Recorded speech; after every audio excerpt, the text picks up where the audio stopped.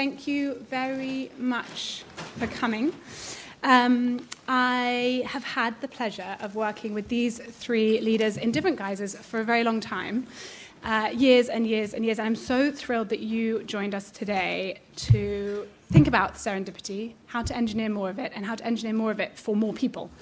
I would like us to, as a group, by the end of this session, think a little bit more about ideas that mean we could bring more serendipity to more people, and that joy that you've all felt today, I'm sure, bubbling away through the event. And also think through the ideas that you might have for how to do that specifically between the two regions represented by Catherine in Cambridge and Lou in Manchester. So what we'll do is we'll start with asking David to talk about his new book, Serendipity, and then we will hear from Lou and Catherine about how they are trying to engineer some of that in their own regions and them coming together. And then I'm going to open up to the room quite quickly, because that's what's amazing about CSaP events, is your insights are really, really as valuable as what we're talking about up here. So I want to be asking you questions and you asking us questions quite quickly. The most important part, I think, is just to remind ourselves that the irony of talking about serendipity in a place like the Royal Society is definitely not lost on me, a place where there's a sort of single, lone, potentially male genius trope that made everybody think that this was definitely not due to any kind of outside forces that made the discoveries. But this morning I was sitting, talking about disinformation and reading about Margaret Newcastle and how actually she genuinely did believe in a different way of doing science, more collaboratively, more explorationary. And so I feel quite thrilled that we were in this room. And I think we should carry some of that through with us into the session. So what I'm going to do, as I said, I'm going to hand over to David first, Lou, and then Catherine, and then I will ask them one or two questions, but really get ready with your hands. I really want to come to you quickly. David, you've got 5 to 6 minutes to talk to us about your book. Yeah, I hope for everybody's sake I'm less than that. So if we're going around the room looking at Margaret over there, is it Charlotte Herschel? Yeah.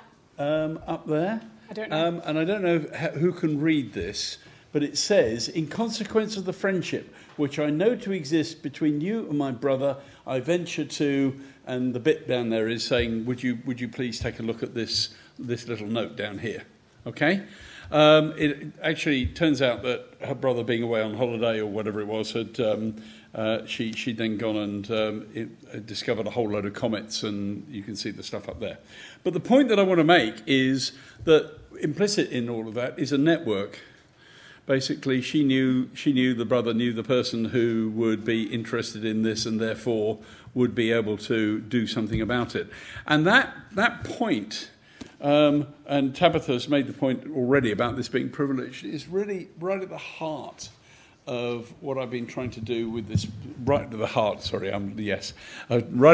of what I've been trying to do with this book. My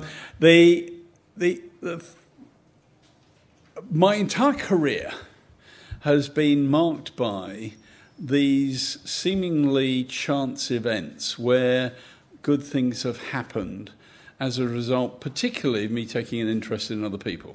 And I think that's a very important point. And it just strikes me that the things that I've done as a result of that, which have helped found Cambridge Wireless, Cambridge Network, Cambridge Angels, the Centre for Science and Policy, thank you all for being here, and Cambridge Ahead, and a number of other things. It struck me that what I really need to do was just write it down.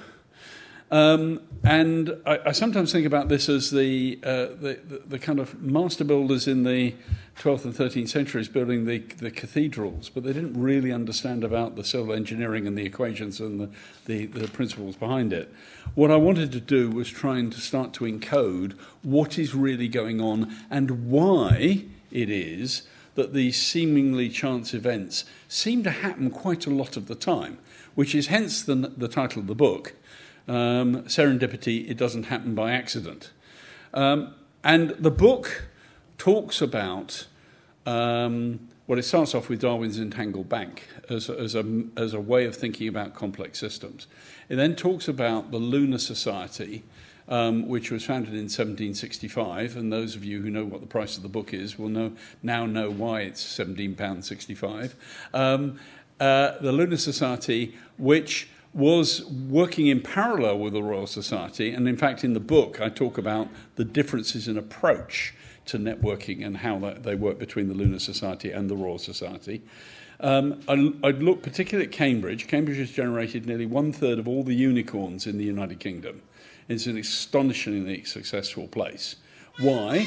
I think partly because it's to do with the networks and the depth of the networking that we've created. Later on in the book, I go on to poke fun at government with the Ministry of Predictable Outcomes. And I also talk about technology with the chapter heading, Technology May Not Save Us, because I'm somewhat concerned about the way in which technology might narrow down our opportunities for serendipity, unless we take positive action, in which case it could actually usher in a new age of unplanned discoveries. And the point, there's a one chapter in there which starts to deal with what I started with about the explanation of why this happens. So I'm going to make 2 points. Firstly about that, and then a concluding thing.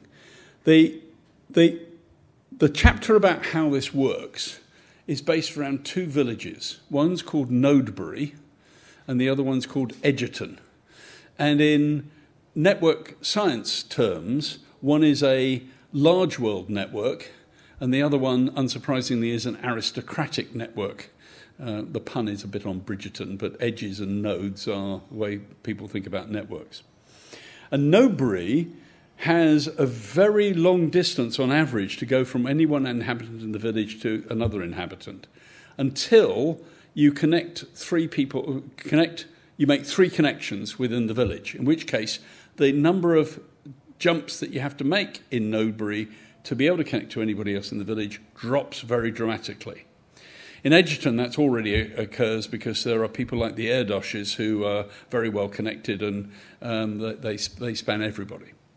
What I'm trying to do there is to illustrate the, without going into Gravenotta's weak ties and various other things, but to illustrate the theoretical underpinning of why the CSaP, I created the CSaP, and the principles for the Centre for Science and Policy about networking people together. And the other bigger picture here is about what we're going to move on to, which is, can we do this at scale? Can we do this across the whole of the UK? I spent 1 hour and 40 minutes this morning being grilled by the House of Lords Science and Technology Committee, and most of the topic was on that specific point. How do we scale up the UK economy? How do we network together? We've done it with reasonable success in Cambridge. I don't want us to stop there. There are loads and loads of talented people around the UK. They're in different regions, and to pick up Tabitha's point, they're in different social and disadvantaged groups. We need to produce the networks that are going to lift everybody. Yeah, thank you. And that is why Lou and I became friends. Lou, tell everybody a little bit more about the partnership, and specifically about Unit M that you're the CEO of in Manchester University. Okay. Thanks, Tabitha. So, 5 minutes. So a bit of context. So my background is as a tech entrepreneur. I built a couple of businesses. I sold a couple of businesses. I was a kid from Salford who didn't know anybody who'd ever worked for anybody other than the council, or possibly a university if you were really, really posh. I didn't know what it was to start a business. I was really lucky and met some people who backed me to back my idea, and then met a really similar set of people at the end of that journey who helped me to sell a business, and I'm eternally grateful. I ended up a year ago in the university because the thing that really interests me is, as a kid from Manchester, is unlocking the full potential of what we have as a city region, which I think is astronomical and is largely a bit of a sleeping giant. And that story is the same story for the West Midlands and Glasgow and all of these second cities across the UK, which will be critical if the government wants to hit those growth targets for all the reasons that David's just alluded to. So I'm really, in a kind of slightly policy geeky, as an economist, twonky way, really interested in that. But as a human being on the planet, I'm also really interested because if you walk the city of Manchester, you see incredible opportunity and potential, and you see, even in a city that has had the growth and the relative growth and success as a second city we've had, massive challenges around life expectancy, around child poverty, about life chances. We have a national problem of 1 in 5 adults of working age who opt out of the economy. In Manchester, we have 1 in 4 adults of working age. So we have a really unusual opportunity and an unusual set of challenges that are very different than if you're in Oxford, Cambridge, or London. Tabitha and I were introduced by a mutual friend, the mutual friend that helped me to start and also to sell and exit a business, because he knew that we had a common passion around what I guess has become termed inclusive innovation, but I think we would think of it as driving growth through the innovation economy that we're both really passionate about, that works for everybody and also works for the planet. And I think slightly to our surprise, as you were stepping into a role in Cambridge and I was thinking about what I was going to do as I didn't run a business, we uncovered, I guess, common challenges across both cities, that in both cities you could turn left and in 10 minutes have a 10-year life expectancy differential than if you turned right. Massive challenges around homelessness, massive challenges around barriers to growth and inclusion. And so actually our entry point to the conversation was around, wouldn't it be really interesting if we began to try and tackle those problems together? And of course the answer is growth and opportunity, because without growth and opportunity there is no way to change people's lives. And then this idea of a collaboration and a partnership between the two cities, we discovered we were not the first people to think of this idea. and we chatted to people like David, who said, you know, we've talked about this idea before and we've wondered the potential. And when you look at, when you take a policy lens and you map the clusters and the capabilities, and you look at our AI capabilities, our life sciences, you look at the organisations that have already made decisions like AstraZeneca and ARM and Roku to co-locate, there are individuals who have relationships and connectivity between the two places. Maybe this isn't such a crazy idea. And that really was the origin of the partnership, is can we create a collaboration that is 2 + 2 = 10, that begins to help the UK as a very tiny island that can't afford for cities to be competing with one another if we're going to really compete on a global stage. Can we find a way to write the playbook almost for how cities collaborate and drive growth together in a really complementary way? And I guess in policy terms, we're coming on the back of 10 years of a government that's pitted city against city and to compete for funding. Can we flip that model and think about ourselves as a connected ecosystem? And could Manchester and Cambridge pioneer that way of working? I guess the other thing to note is that we, I think, between us all had seen models of, I guess, top-down collaboration between places that had fallen over, and we wanted to learn from that model. So, lots of mayors signing MOUs and having a photograph and, doing the LinkedIn post, and then nothing happens. And often that's geographical adjacency, so you'll get kind of Liverpool and Manchester, or you'll get Oxford and Cambridge, or you'll get, actually, if you looked at it more strategically, where there was a shared ambition and a shared definition of what success looked like, but complementary capabilities, could we look at this in a slightly different way, and could we wire it in a more bottom-up way? So could we take a kind of front door to front door opportunity, so Innovate Cambridge, and now in my case Unit M, which is the University of Manchester's new innovation capability, and use them as much more executionally focused anchors to that partnership, and then garner the support of all of our strategic stakeholders behind that activity, and most crucially get funding, because without that it's a side of desk ambition, it's a notion that we all passionately believe in the potential of. So we've just, as of last week, secured £4.8 million from government to build a team and a collective capability between the two ecosystems.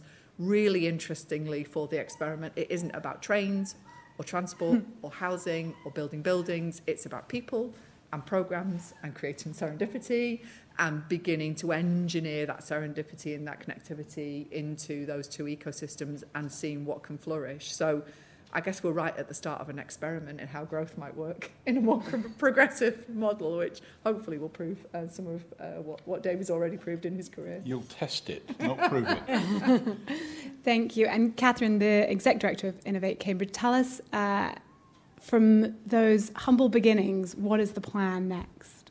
Yeah, so I'm relatively new to the party. So these guys, David was at it first, and then Lou and Tabitha have been working on this for a while. But I'm new to the party because the Cambridge X Manchester project was such an exciting ambition for Innovate Cambridge that I wanted to come to Innovate Cambridge because, and I think when you look at the numbers, 2,500 co-publications between the University of Cambridge and the University of Manchester, there are already a huge number of connections, a huge number of companies that have got bases across both cities, as Lou has alluded to. And ultimately, I was 10 years in Manchester, and I'm from, Oldham, and I'm a scientist. I had no idea what a PhD was when I started out, and it's just a series of serendipitous interactions with people that has meant that I've become a scientist, been able to work at Harvard, come back. It's kind of, and I would really want this project to empower more people to be able to do that, as well as create more jobs. So, it's a real passion that we all kind of believe in at our heart. So I think, the first thing, just talking about some of the values are, the first thing is, yes, it's to increase serendipity,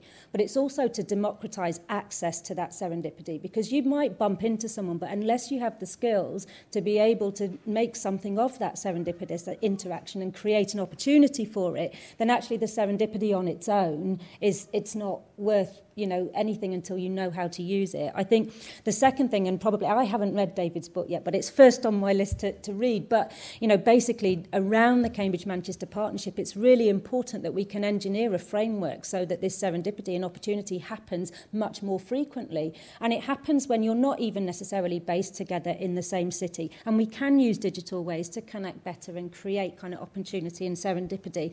And I think, again, ultimately at the bottom of this is thinking, how do we rethink value and knowledge? How do we make sure that everybody who's got knowledge and lived experience is able to take part in this innovation community, and we understand and can hear that voice, regardless in some ways of academic excellence and academic expertise? How can we bring those two worlds together? So that's kind of ultimately what we're living in terms of the partnership. So what are we going to do? We've got three things in terms of what we're going to deliver with the 4.8 million. The first one is that we are going to activate both cities and join the two cities together. So this isn't a big infrastructure spend. This is about saying people are at the heart of economic growth, and we want to activate our two communities together to deliver that. So joint programming, joint events, a digital platform to connect people, venture building together, creating companies together, and also having space in both cities. And one thing that's really important about space is that you really can connect people then. So we have space at Innovate Cambridge that has meant that we've been able to bring students in from the local sixth form college this week at the same time as bringing in, Cambridge Angels and David's colleagues to come in and do office hours, at the same time as running HR events with Anglia Ruskin, at the same time as, bringing in founders events. So they're all connecting, and so that space is really important. So we're going to have space in Manchester and Cambridge and have kind of innovation passports for people to go between the two cities. And then thinking about foreign direct investment and joint opportunities, if we join the assets and the research that we have in Manchester with what we have in Cambridge and talent as well, suddenly we've got bold, compelling investment opportunities that we can't do individually as our own, but together we have something that can benefit the whole of the UK from a job perspective, and that might be across life sciences, so health data, digital health, it might be around graphene, it might be about advanced materials, any of these things. And then thirdly, and as Lou said, we are in Cambridge, we can throw these numbers off about 26 unicorns, 125 Nobel Prize winners, 181 billion tech investment value. But actually, it's still the most unequal city in the UK. And that matters. The success of Cambridge needs to benefit everybody that is in Cambridge. So we thought, we've got a number of activities. One is the Cambridge Pledge, and that might come up again later. I want to make sure you've got time for questions, so I won't talk too much about it. And also the Bennett Institute have recently put out a report with Andrew Lim, which is another kind of important thing. And we're learning from Manchester about what's going on in Manchester. But basically, what we believe as part of this partnership is that we can implement inclusive innovation interventions much quicker if we learn together what works and we learn from each other all of the time and implement together. So ultimately, that's what we want to do. Thank you so much. I feel really proud of that work. I'd like to talk a little bit about the things that are stopping inclusive innovation and effectively stopping serendipity. You talk in your book about weak ties, you talk in your book about institutional boundaries, and when I first got to Cambridge, all I felt was institutional boundaries.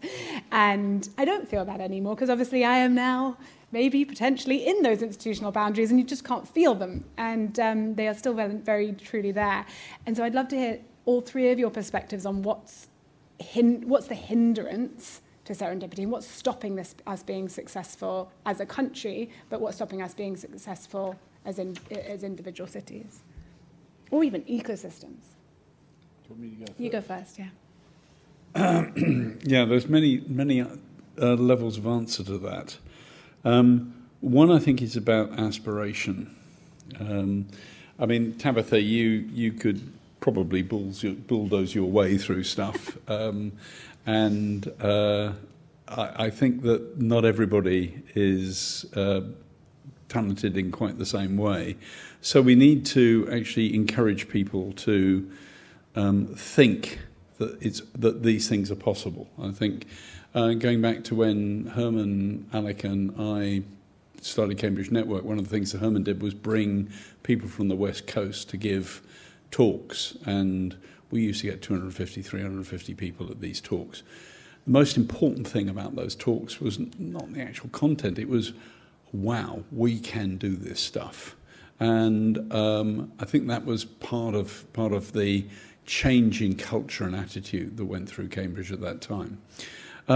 There are other things that you can do, and I think there are active things about networking and the construction of networks, and having people who might welcome other people in. You know, I think it's very difficult if you take your experience or its equivalent in a deprived area or wherever it is, that we ought to be thinking about people who can, in the same way as a good teacher does this, or somebody at a youth club, or those kinds of other mechanisms that bring people in and bring them into networks.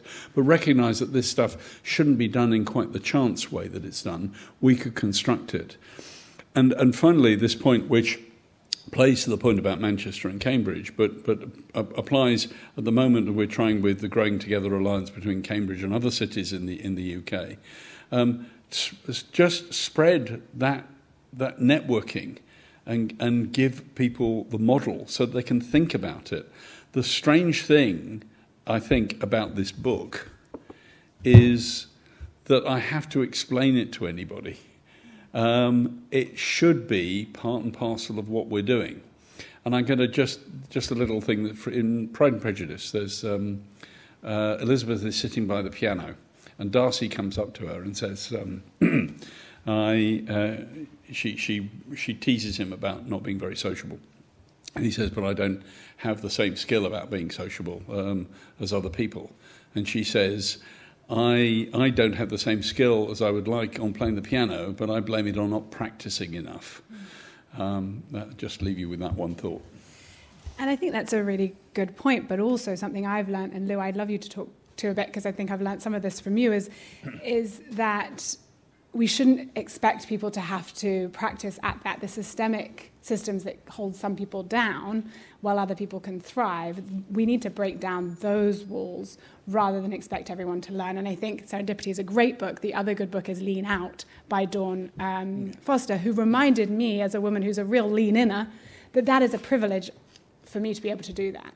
And actually what Lou and I have worked on is thinking through how do you, and I'd love to hear your, the things that you've taught me about. Actually, we have to change the game so more people can be involved rather than expect them to get better at playing the game. Yeah, I think, the most base example is boardroom dynamic, isn't it? That we've seen the statistics that show that a diverse, well-rounded board performs by far and away better than a kind of, you know, a one kind of dominated by the kind of usual suspects.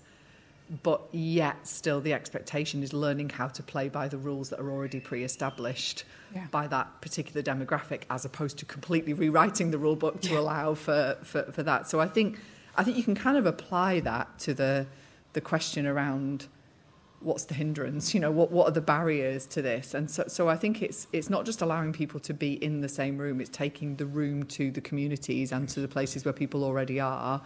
It's investing in the translation and investing actually in listening and trying to understand life through a very different perspective. So if I think about, you know, so we're doing some work at the minute that I think will massively benefit from the Cambridge Partnership out in a place called Rochdale, which is one of the greater Manchester boroughs. It's one of the most deprived wards in the UK.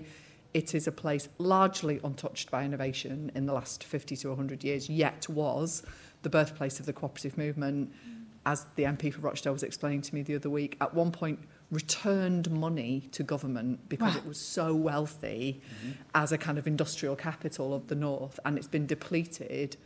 And what we see there is, you know, not just young people who don't know what it is to be a data scientist and perhaps what the pathway is, they don't know what it is to be in a household where people get up and go to work, to a job. So the don't know what you don't know tiers that you have to move through to go, how do we get those people into the jobs of the future? Once we can do that through skills, through exposure, through opportunity, I mean, it has to come through growth, right? If there is no job, there is nothing to go to. So, you know, but the wiring and the complexity that it takes to get to those individuals and show the opportunity in the pathway. But the good news is once you do it, it takes one generational change for that to be the norm and for those things to systemically shift. So I think the reality is actually a lot of this stuff is really grunty, long, hard yards, and it's in the weeds of some of the projects that we'll be looking at, some of the learnings and the programmes, and it's quite coalface activity. So you've got these long, hard yards to go all the way from policy all the way right down to, you know, we're working with material scientists in the university and we'll be looking to bring, you know, from 2 universities into the businesses that are 100 people to make improvements through materials and AI and scientific understanding that take that to be 150 people that create 50 jobs and work with the sixth form college to train those. And some of this is really micro, and I think we've almost not got to be afraid to be quite micro to learn what those barriers are to then be able to translate that back up to policy. And that obviously that's some of the work that we want to do, is to be able to make those projects that have policy implications and learnings for the future. And I think it's terrifying and exciting in equal measure, probably. Catherine, can you tell us some of the rewiring you're thinking about testing? Yeah, I mean, I guess I like the idea of kind of the game when you're talking about games, because it's true. It's basically, you know, some of this is perception, some of it is reality. And the reality of it is that actually a lot of people are trying to play the games without even knowing the rules. You know, they don't even know the rules. So how can you even get started? So I think the change has to come there in terms of how can we create innovation, entrepreneurship skills in schools so that failure is okay. So that testing is okay, so that trial and error is okay. How can we test? How can we do that in schools? And you know, organisations like working with Form the Future is a really good way to do that. And then I think the other thing, we've actually had this conversation recently. So we have a thing in Cambridge called Cambridge Wide Open Week. I don't know if anyone's been to that, but it's supposed to open up all of the science parks, all of the investor spaces for all of the public to come in and find out what's going on in terms of innovation. And it does that. But how many attendees do we really have who are local residents, who are public, who are coming from North Cambridge Academy and some of the other schools? About less than 1%. So we actually got thinking about this year. And so one of the things we want to try and do next year is say, OK, we're going to have a music festival as part of Cambridge Wide Open Week. And we'll take innovation to the music festival rather than saying, you know, come to our space, exactly what you're saying. We'll go to your space. And I think there are things like, you know, I mean, again, it sounds kind of basic, but sports, music, all of this stuff is very, very easy to engage rather than jumping straight to innovation. But failure in other areas can translate. And I think we need to educate and inform on that. I think that's really true. I'm going to open up in one moment. I want to ask one more question to all three of you around technology's role and how the promise was that technology was going to make for a more inclusive, more democratic future. I think we're all seeing that's not the case. But we are seeing in some wonderful windows that technology is increasing people's opportunities and ability to find each other. And so I think there's some people in the room from Overton, which is one of CSaP's sponsors, that helps organisations like CSaP to productize this connection that they're creating. So they have sort of a database of information of experts and people who are looking for that expertise. And I think I'm quite intrigued by that, so I'm hoping someone from Overton might ask some questions later. There she is. But before we get on to that, let's ask each of you I'd like to, maybe we start with Lou and then we'll go Catherine and then David. I'd like to understand how you see technology playing a piece in increasing our chance or decreasing our chance of getting to this sort of inclusive innovation goal that we're describing. Okay, that's a big question, a couple of minutes, isn't it? So, so one lens is technology changed my life. You know, I discovered the internet. I built a business based on this thing called the internet. And it was very democratizing in that our network was people all over the world that we would never have met before, who were open sourcing code, who were building things and co-designing and co-collaborating, and we built a whole business and you know, it was a crazy journey. I think we're in a different era of technology, although there's lots of parallels, I think, with AI and kind of machine learning and some of the things we're seeing now and kind of what we saw late 90s, early noughties when we were figuring out some of that stuff. I think the skills in the broadest sense is the critical part to the kind of inclusivity agenda. And by skills, I think it's, yes, all the stuff we do in schools and how we provide access and how we get people comfortable with what the jobs of tomorrow might look like. I think there's just a general broad brush education on what the advent of this technology means for the opportunity of work. I have a 17-year-old and a 13-year-old, both of whom are largely entirely baffled as to what the jobs of tomorrow might be and where, and they kind of flip between kind of opportunity and peril, depending on which movie they've just watched or which person or which influencer they've just listened to. But I think also we've got this huge reskilling challenge that's coming down the track. And so I think, you know, looking at the pace at which we're going to have, you know, in a place like Manchester, you have warehouses full of businesses with people who are doing manual work that will not exist in the next 2 to 3 years. And I don't think we yet have the reskilling program to know what we're going to do with those people in our economy. So the pace and scale of the reskilling and skills, I think, not just for the people who are going to build the technologies in the way that perhaps we thought about it in the kind of internet era, where we were like, how many coders can we build and how many people can we pull into UX design and product design and all of those things. Actually, the majority of the skills needed are going to be how you work with technology as your friend and partner and how you navigate that. So I think we're entering this really complex skills landscape that quickly, I mean, one of the pieces of work that we're about to start for Andy Burnham through Unit M is to create the technical skills vision for Greater Manchester, because we need to redefine what technical skills are, and we need to work out a new way for universities and sixth form colleges and independent providers to collaborate together, because the answer to all things is not going to be to go and get a computer science degree, and I say that as somebody in a university. So. Yeah, thank you. Catherine, how do you see technology either exacerbating or making the serendipity a more inclusive thing? Yeah, I mean, I have got experience with this, and I see it as a really positive thing, because I think technology and use of platforms to be able to connect people is a real leveller, because you don't have to be in the know. You don't have to be in the pub at the time that everyone's in the pub. You don't have to speak in the same way as everyone speaks. Online, it's a great leveller.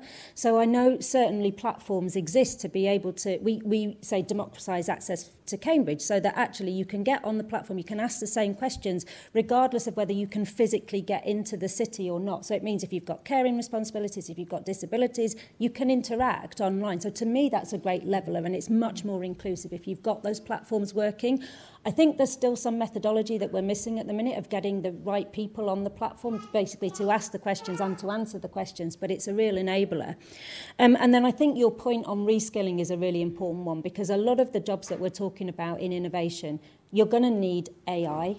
And actually, I know this is a kind of real basic one, but if we can get deployment of AI as an enabler and just a normal part of the curriculum, a normal part of training as you start work. And for me, one of those things is around apprenticeships. So apprenticeships are really important because actually at the moment, there's a bit of a challenge with apprenticeships for some of the innovation companies, because actually those companies are small and they can't necessarily say that they would take an apprentice for 3 years. So we need some way of kind of minimising that risk, so some of our SMEs and up-and-coming companies can take apprentices on so that the jobs are available in the sectors that we're currently growing as part of the industrial strategy. And I don't think that's quite right yet either. But to me, technology is an enabler as long as we get the frameworks right. Yeah. And David? Yeah, there is an advantage in going last. As I've just discovered, you can hear some really interesting things said and then try and make sense of what you were originally thinking. I'm going to step back and look at technology in a generic sense. And I suspect that technology follows a cycle. And forgive me if this is a half-baked idea, because I've only just thought of it. But essentially, when something arrives, it's the younger and more innovative people who are going to take advantage of it. And that inherently carries with it the opportunity for some democratization. And then as this technology matures, you're going to get people who manage to scale things and take advantage of that technology.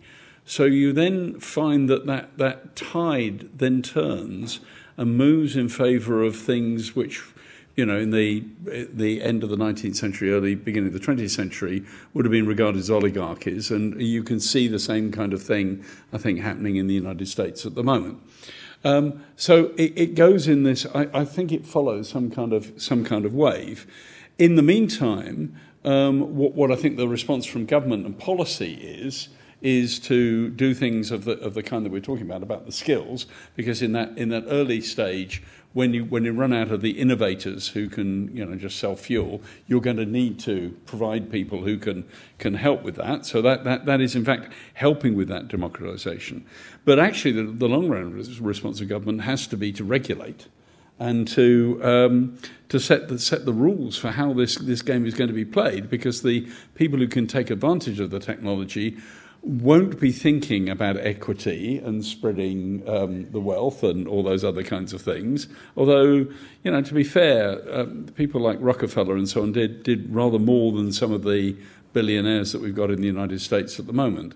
But that I think is the principle that and the thing that we need to realise is that all these technologies go in these waves. They have these industrial and societal structures that go along with them, and you have to make sure that you've got the regulatory rules in place for how the game's going to be played, so that you don't find yourself then at the tail end of this cycle with increasing inequity.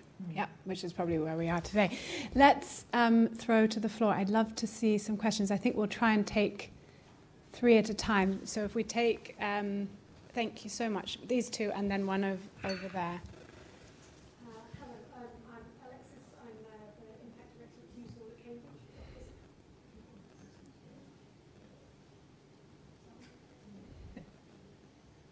Shall I just shout really? Yes. Okay, I'm Alexis. I'm Hughes Hall, the Impact Director in Cambridge. My question, and it's slightly been alluded to already actually by you and Catherine, is around engagement with those sectors of society that you really want to involve and include, but they are so far away from you, how to really engage them. I'm thinking about to what extent you're looking at the third sector to help with this, who often have a lot of skill around the best practices around engagement, because sometimes you go in with initiatives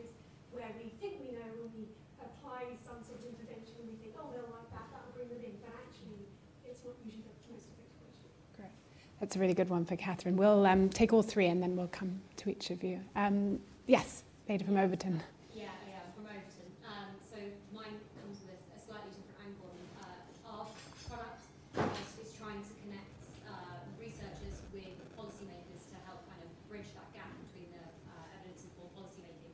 And I guess on a more general scale, as someone who's working in the tech space, we're trying to champion those early career stage researchers and get them working with policymakers where they've got expertise, but kind of on a more general scale, how do we make sure that when we're building tech, we're building it in a way that kind of is encouraging that inclusive innovation and making sure that it's kind of not the usual suspects that are getting these chances. Yeah, thank you. And then over the side. Oh, hello, go ahead. Thank you so much for that talk. Really enjoyed it. It's a question around values and a sense of local pride. When the Lunar Society was flourishing in Birmingham, when Rochdale and Bradford were flowering, there was an intense sense of local pride in the community, engagement in the community, and investment in the community, often from locals who've made their fortune in that community. Is that something you can replicate? Is the lack of that a problem? So I'm going to split the questions actually three ways, and if you also want to add to any of the others, that's good too. But Catherine, if you take the engagement of the disengaged, you take local pride, David, and then if you can take the unusual suspects, Lou. Unless there was another one you'd preferred, you can, but I think it would be better than all three of us answering all three. But feel free to riff off the three of them. Yeah. I mean, I couldn't agree more that actually if you just keep it to the innovation community and the academics and the researchers, you don't have the answers that you need. And I think even creating Innovate Cambridge with Tabitha of 200 organisations, 500 people, it was a co-creation of an innovation strategy. And our inclusive innovation strategy is exactly the same. We need Abbey people, we need Form the Future, we need the kind of all of the wards and the individuals that are in those wards to be able to talk to us about what their needs are, absolutely. And I think the way of coalescing that, and I alluded to it before, is that Andrew Lim went out and spoke to 50 people around Cambridge. It's a Bennett Institute report that I recommend anyone read about inclusive innovation. There's all of the activities that are already ongoing, and a lot of those activities are delivered by the third sector. So actually the first step in our plan is let's have a roundtable with all of those third sector parties and say, okay, we're much stronger together. We can really do something different here if we bring those sectors together. So step one is actually listening to that voice and bringing the sectors together. We can't do it without them, absolutely, yeah. No.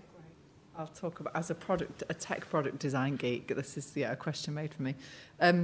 So, I mean, there's a really simple methodology that resolves this, which is, the design thinking process that was, originated from IDEO and begins by the input of the dream user. So technology products are designed and shaped by the people you put around the table when you begin the user groups and you start to design them. If that's a bunch of 25-year-old white frat bros sat in Silicon Valley, you get Uber and you get Airbnb. Yeah, so it's like, so you see the problems that are in front of you, and we've got this real challenge as we design not just digital products but all things, to Catherine's point about you've got to put the right people around the table and listen to what the real problems are and reflect that in the product design. And I think it's a tried and tested methodology, and you inevitably end up with a really different answer as to what the burning problems are, which are not that you can't cook your own meal and you need it delivered in the next hour. It might be something slightly more pressing that saves the planet. Thank you. David? Yeah, I think usually at this point the answer is you get a social anthropologist involved. Tristan, you'll understand partly why I said that. Being one yourself, I believe. So there we go. But I think that the point about the local pride, and actually it's come up recently because I mentioned it in the mayoral elections, and one of the problems that you've got, for example, in Cambridgeshire and Peterborough, is that, as I'm sorry I hadn't a clue pointed out, the Roman road between Cambridge and Peterborough is in pristine condition, despite having been used at least a dozen times in the last 2,000 years. And the point being that you need to have that sense of local identity.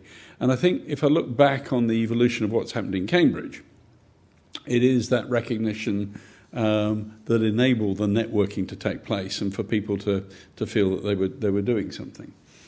That means that, right? If you're going to do it anywhere else, you have to have it bedded in the local pride. I was up in Glasgow just before the weekend, and we've launched my company, which is the world's first chemi-farm.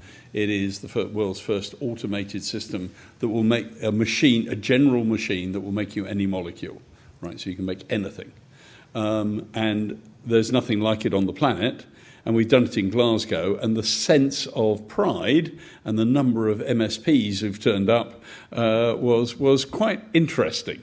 But that gave me a lot of hope about the way in which that was likely to work.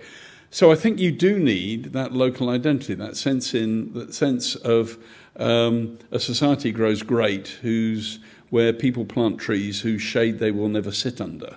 But they do that because of that feeling of place. And I think part of that feeling of place is brought about by having networks. And if I think about how that means for scaling up over the UK, I don't think it's one network against another, or it's actually how do you network that together so that we all feel that we are contributing to each other's places, but creating a space that we can all share. Yeah. Let's take another. Catherine, I was just going to answer the second bit of that question about individuals that have been successful in the ecosystem and then kind of giving back. And I think there's a really good example of that that's come out of the Innovate Cambridge story, which is the Cambridge Pledge. So the Cambridge Pledge is based on something called the Founders Pledge, and it's a structure, it's a charity that enables founders to pledge some of their future wealth, or people that have made money to pledge existing wealth, that will then go into a social impact investment fund that will go towards kind of mission-led social interventions in homelessness, children that are excluded from school. So there's a method then for people to give back, which I think we're putting in place at the moment. I'm a trustee and a pledger, so if you'd like to hear more about that, Catherine or I, or to be fair, David could probably talk to you about it as well. So we're always looking for more support on that. Any more hands? Great, there's one here and one here and one here. Is the mic working again? Yeah. Excellent, thank you so much. Oh, will I? Can you hear? Yes, good. So more of a comment maybe than a question, but I was reading an article tell us who you are. Recently. Sorry. Don't forget to tell us who you are. Oh, I'm so sorry. Marie Southgate. So I'm Director of Prison Policy from the MOJ and a Policy Fellow. So I was reading this article recently. It was by Alistair Campbell. He was talking about the 93% Club. I don't know if anyone else saw it. It was in The Guardian quite recently. And he was talking about how kind of the top 7% socioeconomically tend to have a disproportionate power in this country. We all know that. And he was kind of saying that the role of this 93% society or club, I can't remember what exactly it was called, is to try and rewire some of that by building stronger networks by groups of people who aren't typically from higher socioeconomic backgrounds. And it just got me thinking that, a lot of civil society, include the civil service, include just different bits of power, effectively bend towards the sort of culture of higher socio-economic groups. To form a question from that, sorry, I hate it when people do that at conferences. Is there a role, do you think, of networks like the ones you've been talking about and the ones that we're all part of to try and encourage entrenchment of power, in particular sort of, socioeconomic groups, to broaden out and be more inclusive? Have you got thoughts on basically how we can make those networks more inclusive? That's Great. Thank you very much. And there was one over here, gentleman in the... Oh, and he was... Well, perfect. Good time. Van Halding from DWP. Linked to the question just made, is there a role for the education system in the country to democratize the networking process, or is it currently hindering and preventing. So essentially what we are trying to do here is treating the symptoms and of something very deep that is created by the current education system that needs to be addressed. Yeah, that's something close to my heart. Next question. Hi, Graham. I was a director of the Department for Transport, so I'm from Bolton, and I'm still struggling to understand what the message is to the ordinary working folk of Bolton or Oldham or Rochdale, whose aspiration right now is just give me a job in a warehouse or as a delivery driver or as a handyman or something like that. And all this airy-fairy network stuff seems a million miles from their lived experience in the communities where they are and where I come from, and perhaps you do as well. Yeah. I feel like those three questions could actually be, you could each answer the whole of it. It's sort of 93% challenge power, education systems, are we just treating the symptoms? And then what's the message to the Bolton boy? David, do you want to go first? Thanks. So this, I'm going to go for I'm going to do all three, I'm afraid. The education system. If I look back on my own personal experience, and I know anecdote is not really data, but the thing that struck me at school was I got taken on field trips and introduced to people. And that demystified a whole series of things. It didn't do it enough for me, in the sense that my school felt that I wasn't good enough to go to Cambridge, and therefore there was another guy at my school who was selected for that fast track. And I was in awe of Cambridge and that kind of system. So I just want to explain that a little bit of reveal there. But I got enough of that introducing and seeing people who would otherwise be mythical beasts to realise that they weren't mythical beasts, they were approachable. And I think there is something about that contact that's really important. About broadening the networks, we need to work on that. We actually need to have networks that include people well beyond the 7%. And I think 7% is an exaggeration in the sense that I think it's 0.7% more like, right? So it's actually an easier task than perhaps making out. But that Bolton lived experience, I want to talk about a lived experience that I saw. I was at a party in Goole, centre of the universe, and there was a guy there doing the AV, unprepossessing guy with lots of piercings and tattoos. So, of course, I went to have a chat with him. And it turned out that he'd wanted to do digital music at Kingston upon Hull University and had been a garage mechanic, saved up his money, started to do the course, and then couldn't, like a lot of other people, was very disillusioned with the course. It wasn't delivering what he wanted.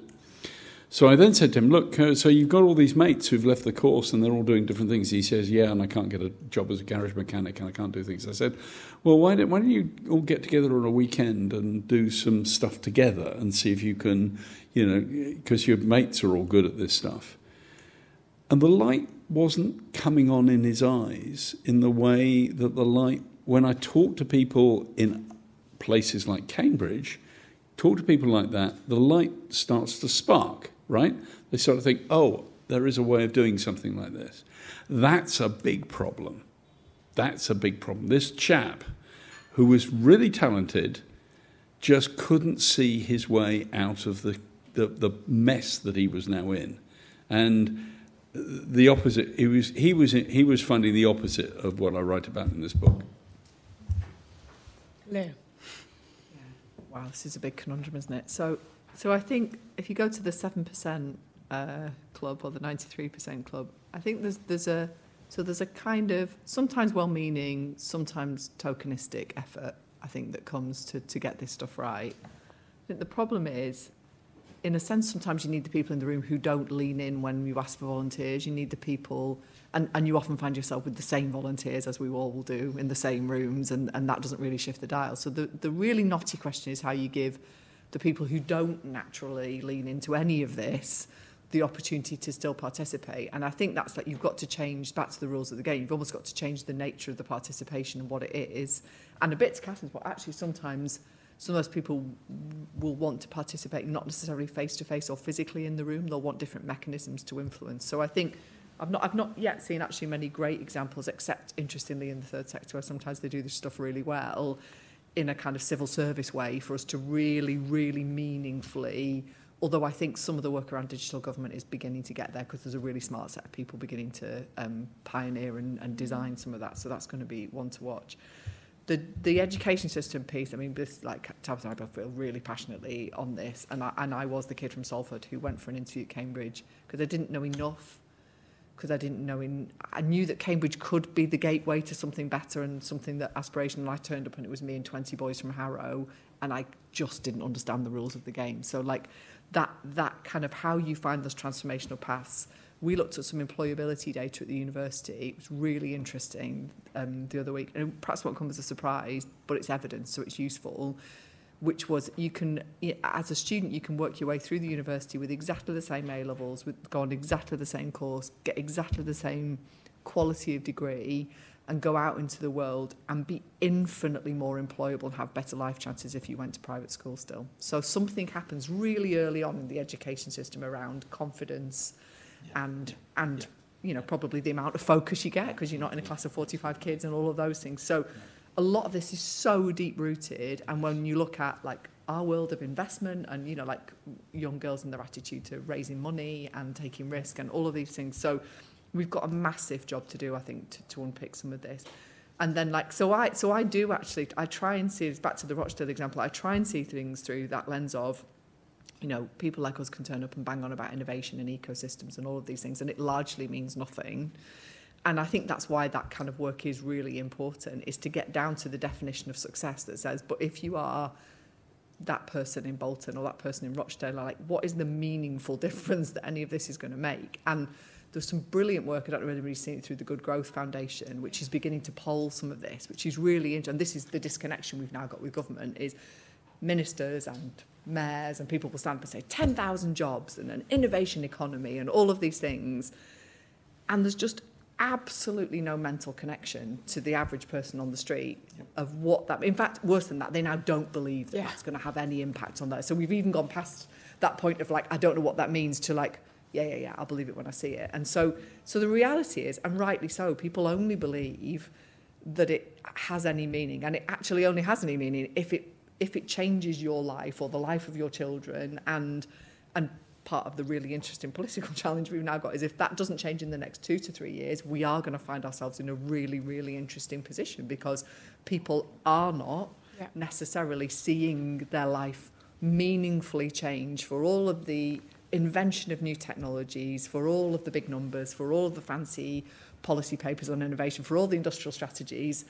What's the difference it's going to make to me and my 15-year-old and the job that they're going to go into, and you know, and how much money I'm going to have in the bank, and how good I feel about life when I get out of bed. So I think there's this massive fracture that, you know, in a sense, devolution is one route to fix that, but we've got to be quite careful that devolution is not actually... You've got to be actually quite hyper-local with some of this stuff for it to really meaningfully shift the dial. So, I mean, that's the stuff personally really, really interests me. So, yeah. Thank you. Really good questions. Catherine, you want to tackle all three at the same time? Yeah, I mean, I'll summarise. So I give myself the Charlie challenge, and this makes me laugh, because all of my friends are from Oldham, and they think if they bring their children to Cambridge, that means they'll start to revise. They just need to be in Cambridge. Right? Drink so the water. They come down, and I try to explain to them what I do, what innovation is, why it's important. Most of them don't understand. So and the one that really didn't understand was called Charlie. So now I give myself the Charlie challenge, and that is, you know, I ask. I'll say what I think I'm going to say, and then I'll say, did you understand that? Ask me more questions, did you? So I'm always learning. But I think 3 things. I mean, firstly is, People need more information about the different types of jobs that there are out there, and that there's reskilling opportunities for them to be able to get those jobs.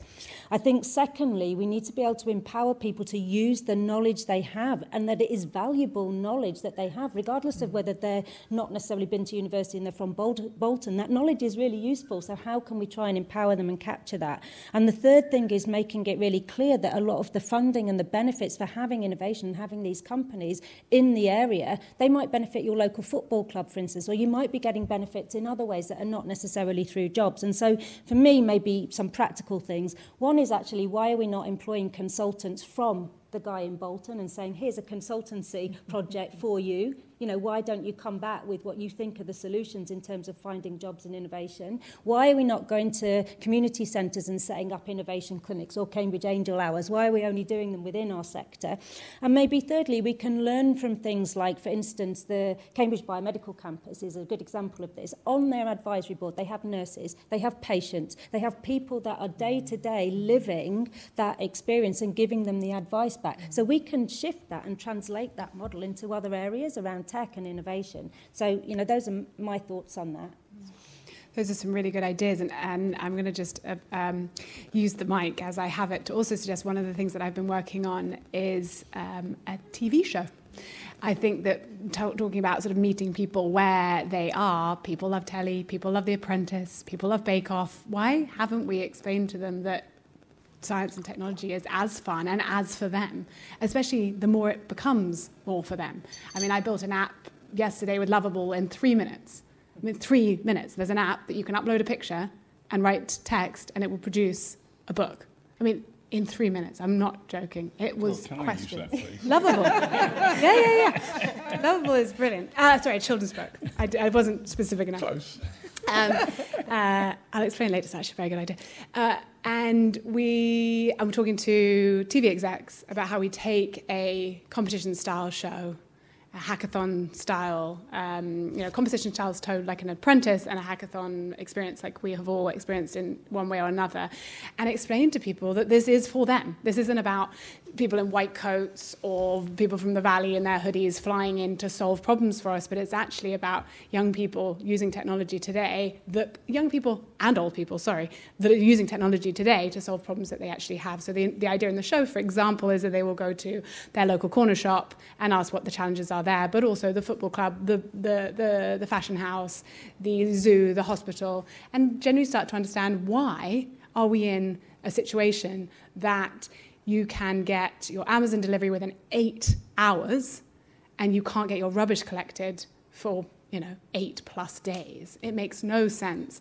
And so I think what I'm hoping is that this kind of intervention can excite people into thinking that that's something they would like to see, and then we can start to have an actual democratic conversation about what technology is built and who it's built for and what is built, rather than, as Lou's describing, more brotopian inventions. So that's, as you can tell, something I'm quite interested in. Any other questions? We've got a good 8 minutes, so I think we could take at least 3 more. We've got one here at the front, one at the back. I reckon we could take 2 more, so get your hands ready. Go. I have a question about curating the connections and the networking, and in particular, advice on how to curate them in a way that creates space for participants to disagree well. To disagree well. And the reason I say that is that I sometimes think in the promotion of networking and of connection, it sounds like a nice environment where everybody gets on and we're all very chummy and friendly. But actually the real sparks come from the comparison and the testing and the exploration of ideas. And actually, I thought we had a great example of that sort of saying the awkward thing from the question about Bolton, which was, how does this sound? That was a brilliant illustration of what I mean about saying the challenging thing to move the conversation on. So I'd love to hear from you about how to generate creativity through disagreement, not just through sort of getting on nicely with each other. And can you remind everyone where you're from, please? I'm Ed Humferson from the Office for Statistics Regulation. And I can't for the life of me remember where the other hand was. Oh, yes, it was at the back, sorry.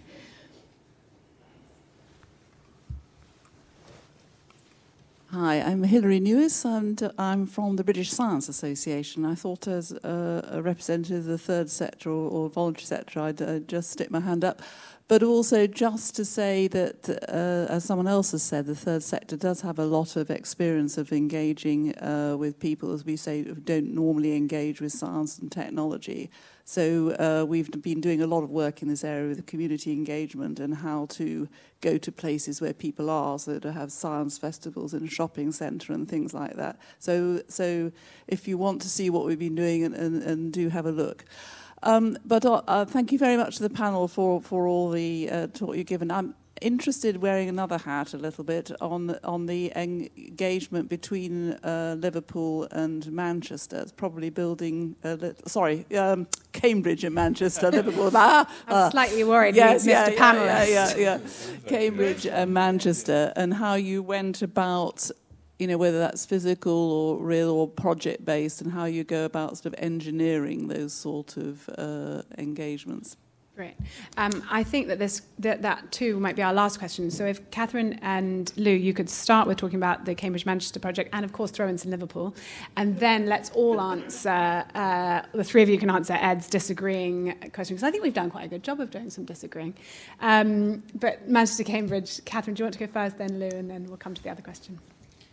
Yeah, I can do. I mean, I think the Manchester-Cambridge one, we're trying to do a lot virtually, but I do think ultimately you cannot get away from the fact that you do have to meet in person and build kind of personal relationships.